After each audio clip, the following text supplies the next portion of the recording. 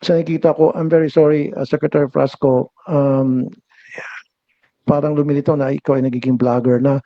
Uh, it will not sell pag doon sa mga marketing materials natin, puro mukha mong nakalagay doon. It shouldn't happen kasi another thing one thing na na-notice ko, halimbawa, meron tong sa Japan ba ito? Magazine. I think it's a free magazine. Pagkakataon na sana natin na para sumikat tayo sa Japan, yung tourism industry natin, sa halip, nakalagay dito, ikaw ng ikaw, and then puro mukha mong nakalagay doon. It shouldn't happen kasi another thing one thing na na-notice ko. Halimbawa, meron tong sa Japan ba ito? Magazine. I think it's a free magazine. Pagkakataon na sana natin na para sumikat tayo sa Japan, yung tourism industry natin, sa halip, nakalagay dito, ikaw ng ikaw, and then is it because of West Philippine Sea, may tension sa country ng Philippines and China. So naging naigpit ang China sa kanyang mga advisories dahil na wag pumunta mo ng Pilipinas and all. Now, let's talk about marketing. Okay, yes, $52 million. That's roughly 3 billion pesos. Bakit hindi tayo makipag-tie up sa mga travel bloggers? Marami yan mga travel bloggers. We connect with them, whether local or abroad. So kung target natin ay mga Korean tourist, so dapat makipag-tie up tayo sa mga bloggers ng mga Koreano. Kung target natin Japan, makipag-tie up tayo sa mga vloggers na Japanese para i-promote yung ating bansa. I think kulang tayo sa departamentong yan. And may nakita akong vlog ng Amerikano, Mr. Chair, sa TikTok, sinisiraan tayo. Sa halip na puriin tayo, ang nakalagay pa ata doon, Boracay, ano bang caption niya doon? Paradise or scam? Para malaman ng ating Secretary ng Tourism, pagdating mo dun sa Boracay, meron kang nakalagay doon, non-tourist and tourist. So merong pila ang non-tourist at may pila ang tourist. Sa tourist, foreign tourist. Nakalagay pala local tourist and then foreign tourist.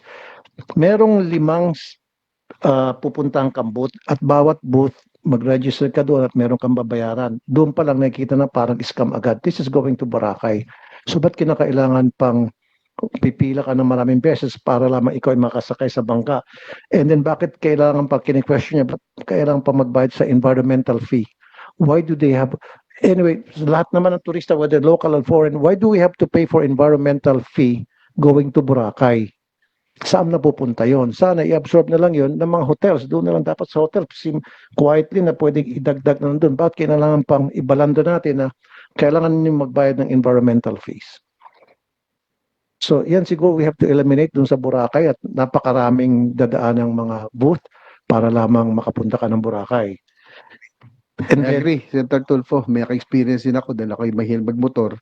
Pag pumunta ko sa mga bundok, no? Yung mga tourist destinations, may environmental fee, maraming tourism fee, maraming pang fee. Minsan kasi siguro yung mga LGUs, nagiging enterprising sila, naghahanap din sila. So dapat yun pag-usap-usap, mamaya marinig natin kay Secretary Frasco. Saan pa yung may mga ganyang problema? Sana pupunta yung budget na yon. So siguro ito napupunta sa mga LGU. I'm sorry to say na baka kinukurakot lang ng mga taga-LGU yung environmental fee at kung ano ng mga fees na sinisingil. At wala naman tayo nakikita ng mga taga-LGU na naglilinis ng mga karagatan, mga beach, or anything like that. Wala eh. Ang nakikita ko, alam mo, sa Boracay, harap mo, linis mo. Ibig sabihin, yung hotel, ang lilinis ng harap niya. Wala akong nakikita ng taga-LGU. So why charge for environmental fees na mapupunta sa LGU or sa DOT na hindi naman napupunta? Doon talaga sa dapat pupuntahan. Isa pa, sa nakikita ko, I'm very sorry, Secretary Frasco, parang lumilitaw na ikaw ay nagiging vlogger na. It will not sell pag doon sa mga marketing materials natin, puro mukha mong nakalagay doon. It shouldn't happen kasi another thing one thing na na-notice ko. Halimbawa, meron tong sa Japan ba ito? Magazine.